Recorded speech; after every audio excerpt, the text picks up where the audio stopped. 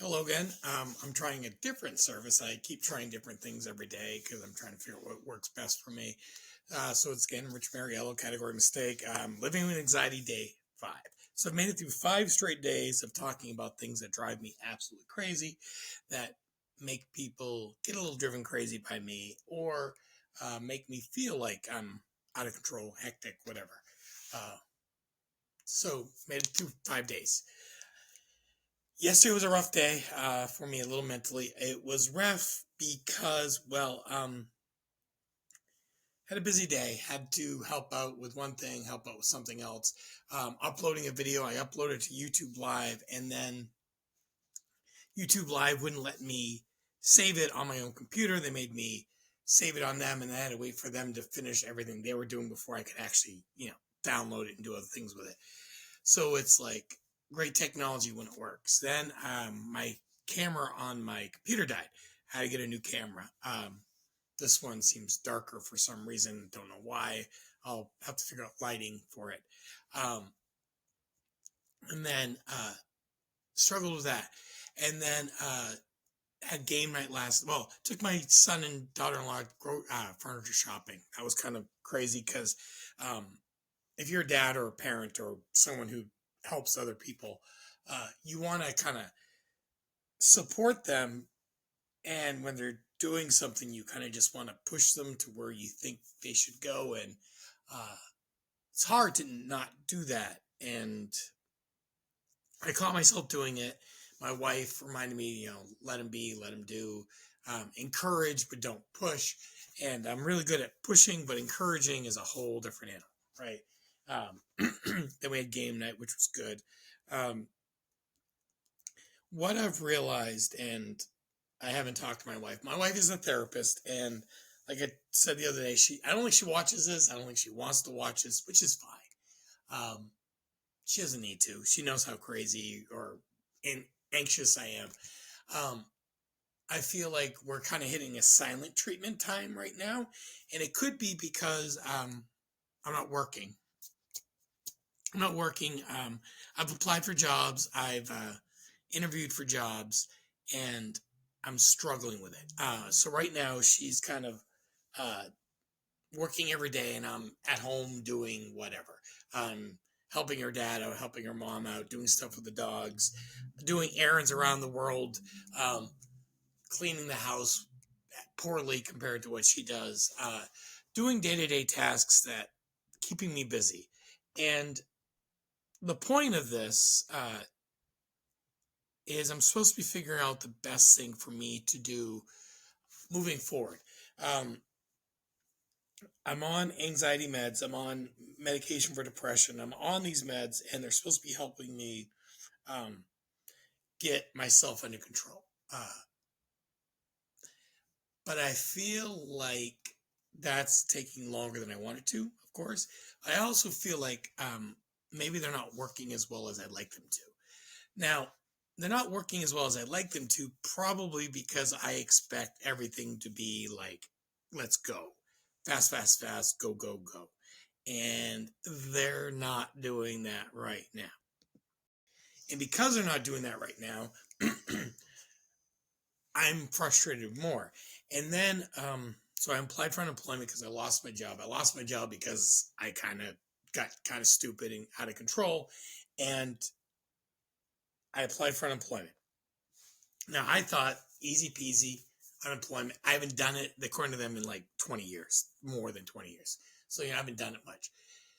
But they had to do some like check to make sure why I got unemployed. And starts off file for unemployment. Then come find out some random person at the Portland School District has the same Social Security number as me, which shouldn't happen, but they're using my Social Security number, so they investigate that. So my unemployment got delayed, and then because that was going on, they couldn't set up the time to talk to my previous employer until after it was resolved that I was not a female teacher in the Portland School District using this Social Security number. Thankfully, I have lots of government records with my Social Security number, so I kind of can prove who I am. I guess it's a bonus for the government knowing everything about me. So that just got resolved. now that I'm no longer a school teacher in Portland, they set up my appointment for the interview process for my last job. And what's funny is that it's not just interviewing for my last job, it's the job before that. Now, I left Target to take this job. So I don't know why they have to interview me about that. It makes no sense that I left a job to join a job and I didn't get fired from that job. I left the job willingly to go to the other job. So I don't know why, but that's what they do. But they can't do it till like the first week of June. So I'm not sure if that means I don't get unemployment till the interview's done. I'm assuming that's what happens. I asked them, hey, do you back pay? Oh yeah, we back pay. But I worry, I stress out, I'm anxious about it because I don't like not being employed. And it's funny, it's not because, oh, I need the money. It's not even that. It's the sense of value. I feel value when I'm helping people. I feel value when I'm talking to people. I feel value when I'm doing productive things. And I don't feel that right now. And it's hard. It's hard because, okay, I think God has given me this time on purpose. I feel like this is on purpose for me to get myself where I need to be. See, my wife gone to school. She's got 2 master's degrees. She's wicked, way above my pay grade. Okay. I went to college. I graduated. I could have gone back, and I did kind of go back for a semester. I could have done more, but I didn't. I came up with every excuse under the sun not to go back or not to finish. Everything from, there wasn't enough money into it. There was too much going on. I was too busy, blah, blah, blah, blah, blah. All of that was baloney. Okay. It was because I was scared. I was scared because of what I said the other day. I had like this imposter syndrome thing going on, thinking I'm not smart enough and I don't have the skills to pull this off. I don't know how I graduated college. I feel like I was the absolute worst student 97% of the time. I was argumentative. I talked back to teachers. I didn't exactly respect a lot of them. And I just didn't show up even when I was there. I was there, but I wasn't. Certain classes I was gung-ho G.I. Joe. And those were the classes where I felt I was smarter than everybody. So I kind of put it out there, hey, I'm better than you, and this is what's going on. That doesn't work. A lot of those people I had classes with, I've seen them in the real world, and they avoid me. They avoid me because I was argumentative, I was demeaning, and I put them down a lot. And I was older than most of them. Heck, I was older than some of my professors, okay? And I put that, I'm old, I have experience, I know what I'm talking about, genre onto their life. And that doesn't work in the world we live in. Do I know more about certain places in the world? Probably. Have I been to more places in the world than a lot of the kids that are in college right now? Absolutely, I probably have been. Okay. Is that a fact that makes me a better person? No. All it makes me is somebody who's gone to other places. Now, I've been to places that I didn't want to go to.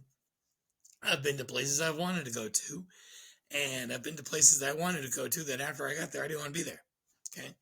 So it's not like I'm a world traveler because I have millions of dollars and I like traveling. I'm a world traveler because for the first, I don't know, 5 or 6 trips I did to other countries, the government told me to. I didn't have a choice. They said, hey, you're going here. And I said, yes, sir. But I came off as pompous, arrogant, and that was wrong of me. I also think after I got to college, got my degree, started teaching. I taught with a great teacher. Her name was Anne McGregor. She was like, okay. When you think of a teacher that's done it forever and knows every trick, knows every bell, knows every whistle, knows every shortcut, but also knows how to do it the long way to make sure students actually, I don't know, learn, and they don't like her, but they also love her at the same time. That kind of teacher, the ones that taught you stuff, made you feel like you needed to learn, but would also support you in the dumb things of the world. That was her. Okay. I start teaching. She's intimidating. Okay.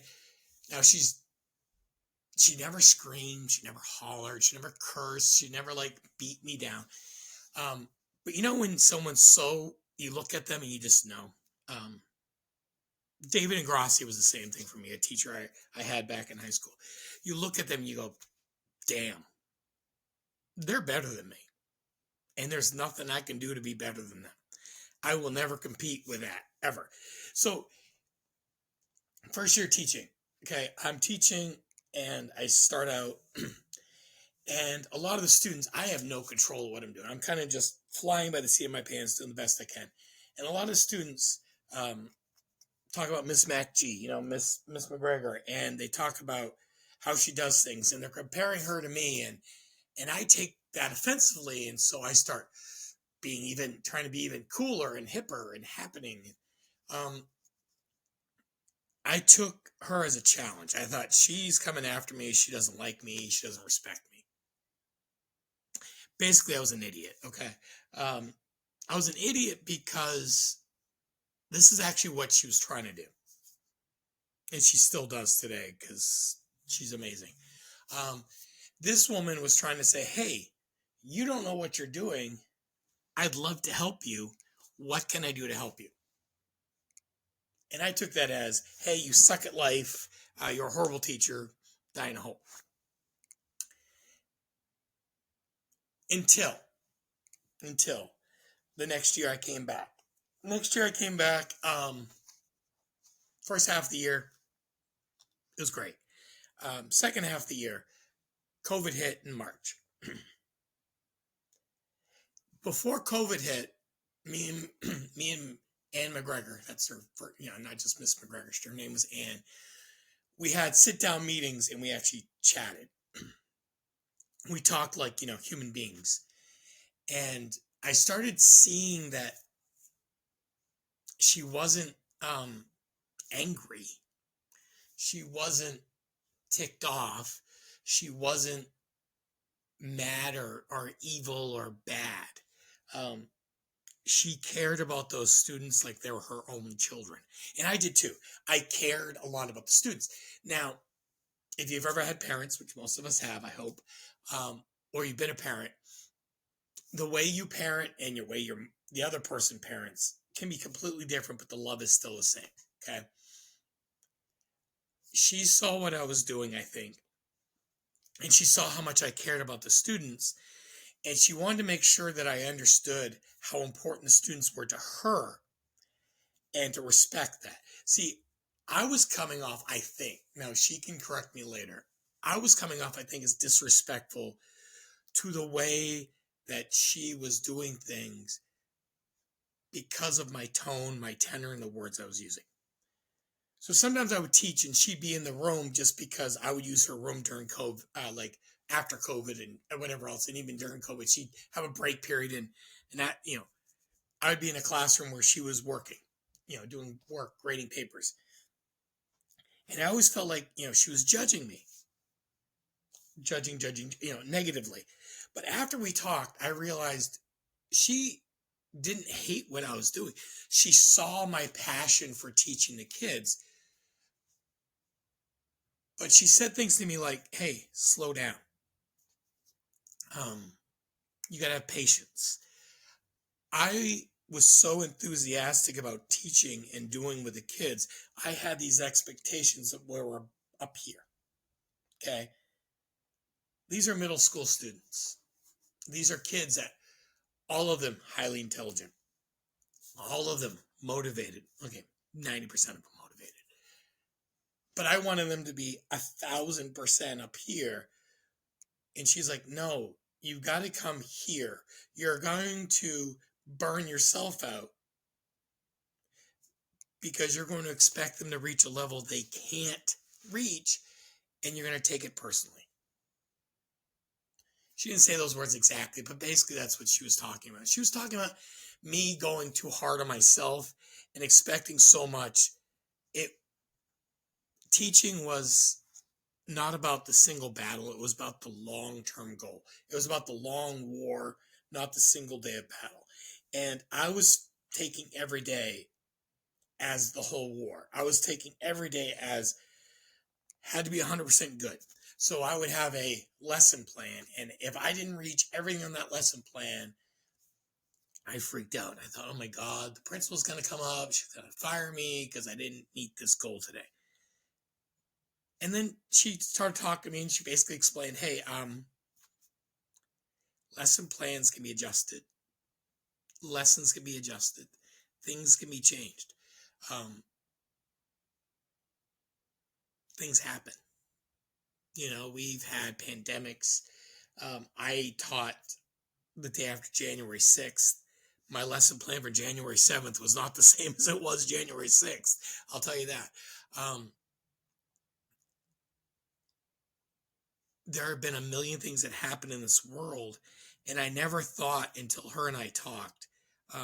As a teacher, as a human, we have to be willing to adjust to what the next plan is. Now, as a soldier, here's the deal. Soldier was funny because you go on a convoy, or you're doing a mission, or you're doing work. You have goals, okay? Goal is to go from Kandahar to Azizullah. You have this much time, no casualties. Let's go, okay? As long as you got from point A to point B, and the no casualty part, big one, victory. Okay, hey, we have a building that needs power by 1400. Here's a generator. We can't get it figured out. Do your thing. Okay, 1400 generator, power the building. Got it. Okay, clear, concise, easy goals. Teaching humans not the same. Okay, teaching humans is like this. Okay, you go, hey, Haley, today we're going to talk about this. And then Haley's had a horrible night. Things have been happening at home. She's stressed out. She's in dance, and her toe shoes, I think they were called, didn't come in on time. She's freaking out. These things are expensive. She's got a big thing coming up. I guess it takes a long time because they're like really bad for your feet. I don't even know why they do it to themselves. Haley can tell me someday.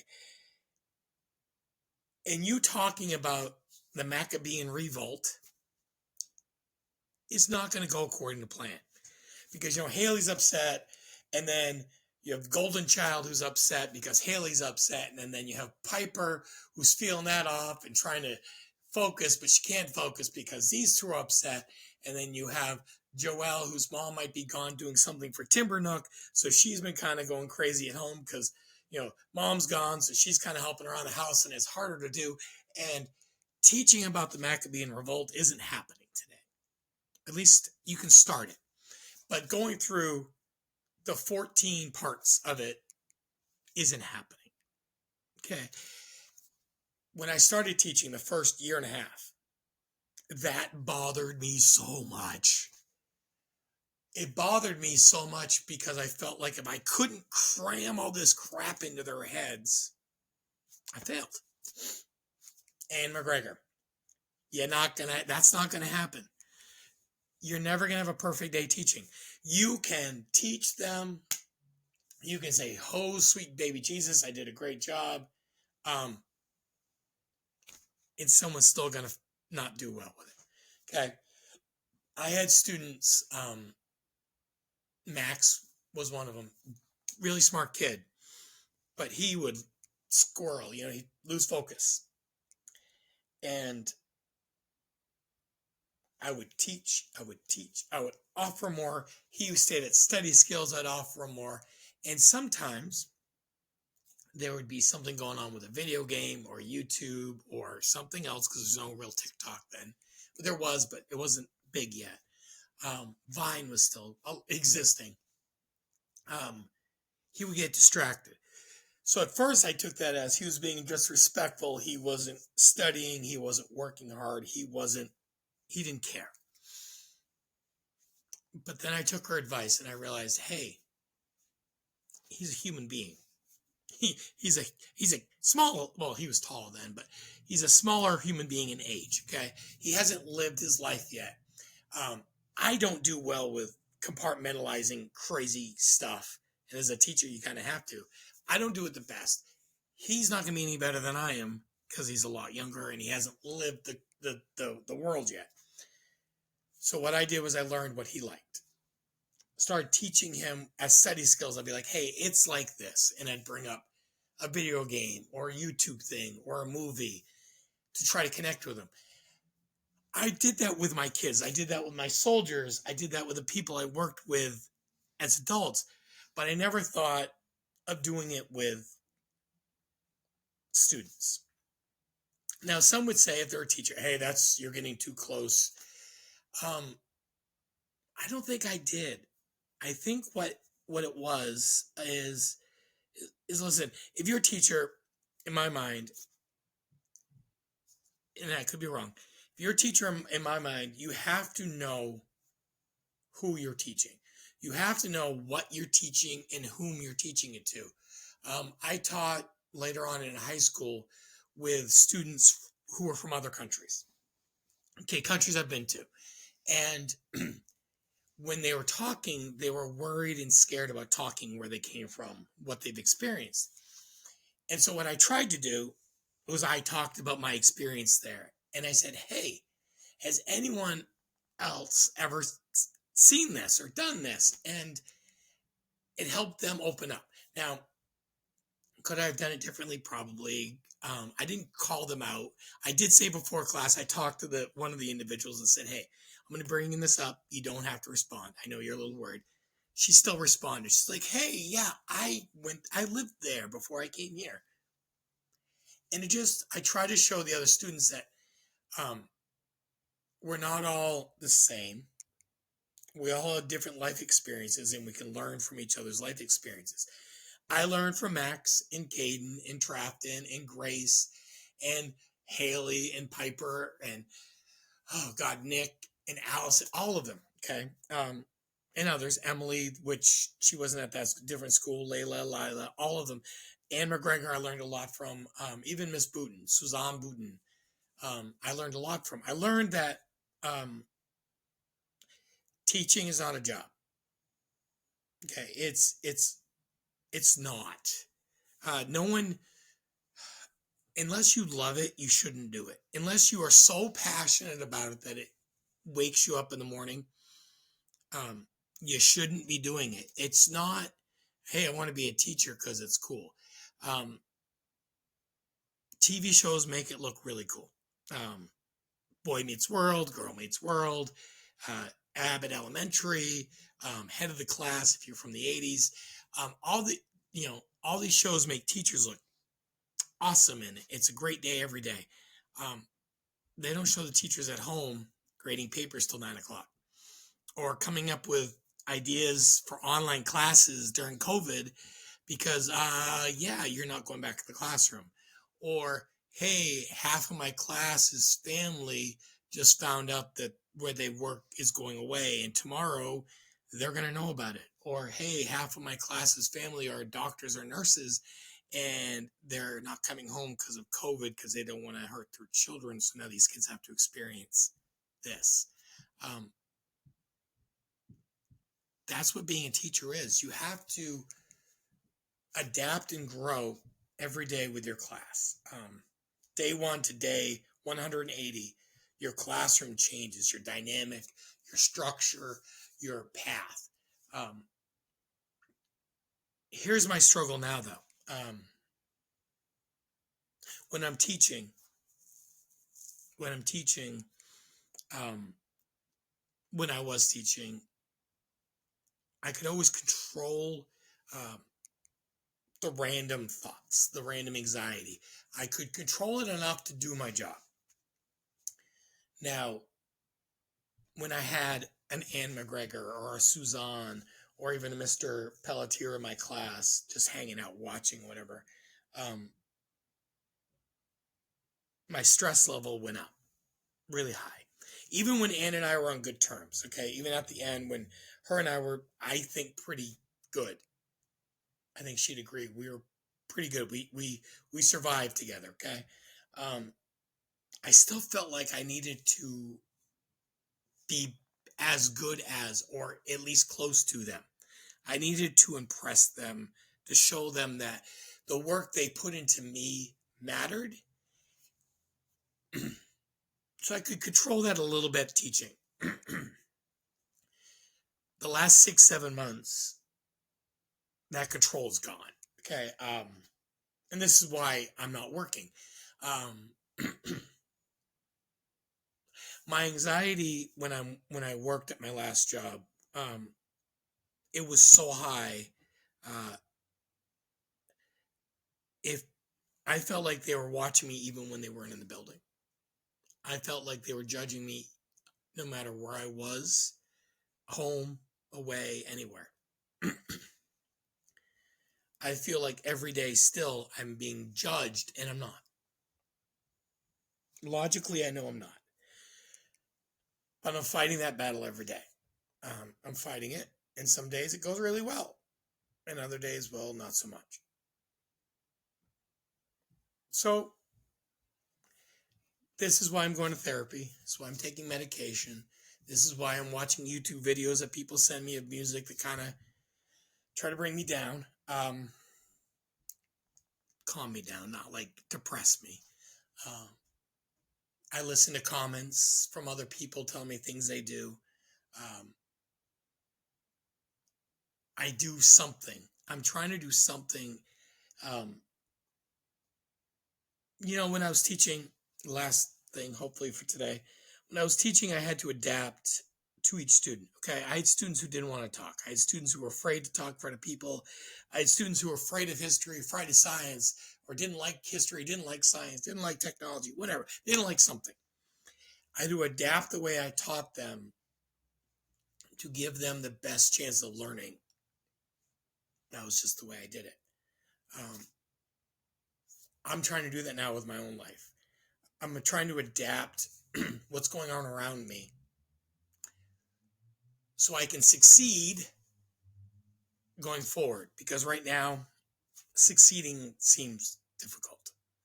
So pray for me, or whatever, have good thoughts, have whatever. Send me a sarcastic note.